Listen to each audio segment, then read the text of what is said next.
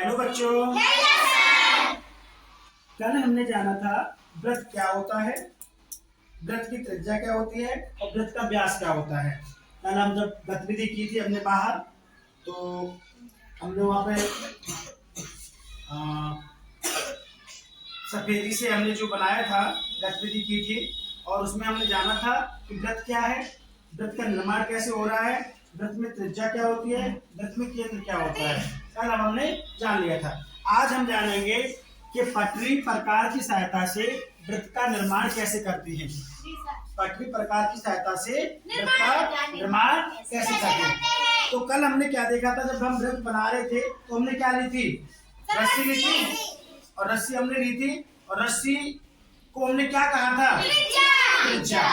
रस्सी को हमने क्या कहा था, जब भी हमें वृत्त बनाना होगा तो हमें सबसे पहले किसकी जरूरत पड़ेगी, त्रिज्या या व्यास की। या तो हमें त्रिज्या हमें पता होना चाहिए या हमें व्यास पता होना चाहिए।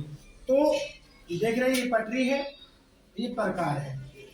अब कैसे वृत्त का निर्माण करते हैं उसे जानते हैं। जैसे हमने एक सवाल लिया कि 20 सेंटीमीटर त्रिज्या वाले एक वृत्त का निर्माण करो, तो इसके लिए हमने पेंसिल ली, हमने प्रकार ली और हमने पटरी ली। तो सबसे पहले क्या करेंगे, जितनी सेंटीमीटर की हमारी त्रिज्या है उतनी दूरी हम जो है अपनी प्रकार में नाप लेंगे, अपनी प्रकार में हम नाप लेंगे। जैसे 20 सेंटीमीटर है तो सबसे पहले हमने 20 सेंटीमीटर की दूरी अपनी प्रकार में हम नापेंगे। ये हमने नाप ली 20 सेंटीमीटर की दूरी, ठीक है। जब 20 सेंटीमीटर की दूरी हमने अपने प्रकार में नाप ली, तो अब जिधर हमने पेंसिल लगाई है उस स्थान को हम घुमाएंगे, और जिधर पेंसिल नहीं लगी है उस स्थान को एक जगह पे स्थिर करते हुए इस तरह से हम घुमाते चलेंगे। जी सर। इस तरह से घुमा के अगर हम कागज पे घुमाएंगे तो कागज पे क्या बन जाएगा, एक वृत्त बन जाएगा। क्या बन जाएगा, वृत्त बन जाएगा। वो वृत्त कैसा होगा, उसकी त्रिज्या होगी हमारी 20 सेंटीमीटर। उस वृत्त की त्रिज्या कितनी होगी, 20 सेंटीमीटर। जैसे हमने यहाँ पे स्थिर कर दिया और ये हमने एक वृत्त बनाया, और इस तरह से जो हमारा वृत्त बनेगा उस वृत्त की त्रिज्या कितनी हो जाएगी, 20 सेंटीमीटर। तो इस तरह से पटरी और प्रकार की सहायता से वृत्त का निर्माण करेंगे। ये तो था त्रिज्या दी हो। अगर मान लीजिए व्यास दिया होता, मैं कहूं कि 40 सेंटीमीटर व्यास, 40 सेंटीमीटर व्यास वाले एक वृत्त का निर्माण करो, तब कैसे करेंगे।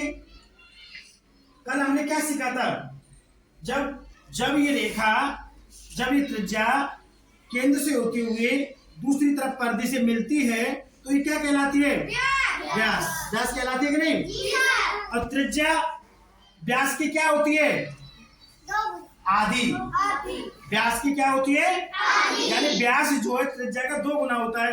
अब व्यास हमारा कितना दे रखा है, 40, तो त्रिज्या कितनी हो जाएगी, 20 सेंटीमीटर। तो जब हमें व्यास दिया हो तो वहां से पहले हम क्या ज्ञात करेंगे, त्रिज्या।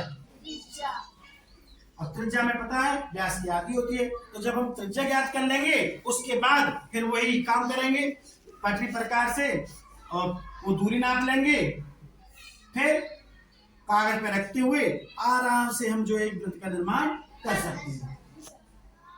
समझ में आया। तो इस तरह से पटरी और प्रकार की सहायता से वृत्त का निर्माण बहुत अच्छा।